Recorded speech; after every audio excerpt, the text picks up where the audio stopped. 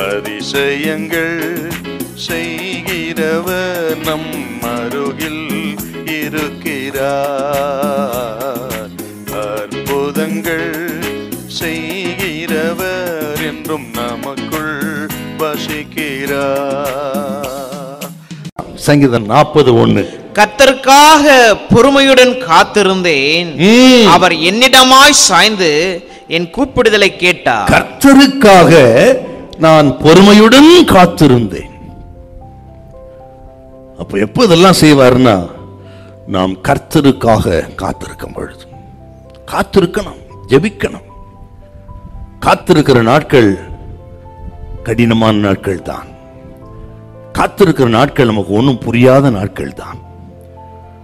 என்ன நடக்கும் தெரியாது, எப்படி விடுதலை கிடைக்கும் தெரியாது. ஆனால் காத்திருக்கிறோம், கர்த்தர் என்னை விடுவிப்பார்.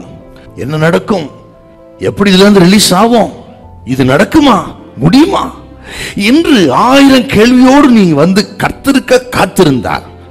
உங்களுக்காகவே சொல்லுகிற வார்த்தை, கர்த்தருக்கு காத்திருக்கிறோ புது பலன் அடைந்து கைகளை போல எழுந்தி உயர உயர.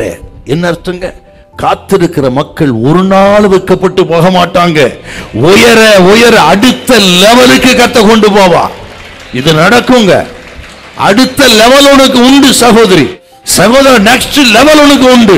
அதுக்கு தான் இந்த பாடுகள், அதுக்கு தான் இந்த சோதனை. அவருக்காக காத்திரு. நீங்க வெட்கப்பட்டு போக மாட்டீங்க. உன் வெட்கத்துக்கு பதிலாக 2 மடங்கு பலன் வரும். நாம் தளர்ந்து போகாதிருந்தால் ஏற்ற காலத்தில் அறுப்போம்.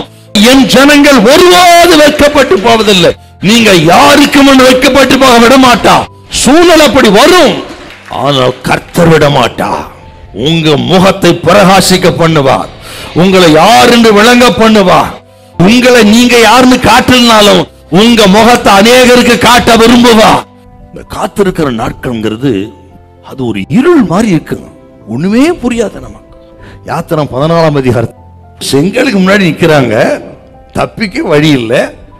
பார்வோன் நினைக்கிறான், அலைந்து திரிகிறார்கள், வனாந்தரம் அடைத்து போட்டது. இவங்களே நினைக்கிறாங்க நாங்க சாகிறதுக்கு தாங்க வந்திருக்கிறோம். இப்படி சில சந்தர்ப்பங்களில் தேவ திட்டம் சாத்தானுக்கும் புரியாது, அநேக நேரங்களிலே நமக்கும் அது புரியாது. ஆனால் ஆண்டவர் ரா முழுவதும் ஒரு ரகசியத்தை செய்து கொண்டே இருந்தார். ரா முழுவதும் கீழ்காற்ற வீசி விடியற் காலையிலே செங்கடல் பிளந்தது, பாதை திறந்தது, மகாபரி வெற்றி கொடுத்தார். பார்வோன் சேனைக்கு அழிவு கொடுத்தார். தேவத்திட்ட சில நேரத்தை நமக்கும் தெரியாது, சாத்தானுக்கு தெரியாது. ஆனால் தேவத்திட்டம் தான் நிறைவேறும். அதிகாலையில் கடல் திறந்தது போல உங்களுக்கு ஒரு பாதை திறக்கும். செங்கடல் திறக்கும், யோர்தான் திறக்கும், எரிகோ திறக்கும். இந்த நாளில் உங்களுக்கு வாசலை திறக்கிற தேவன் நம்மோடு இருக்கிறார். உன்னை கைதூக்கி விடுகிறவர். ஹல்லேலூயா, ஹல்லேலூயா.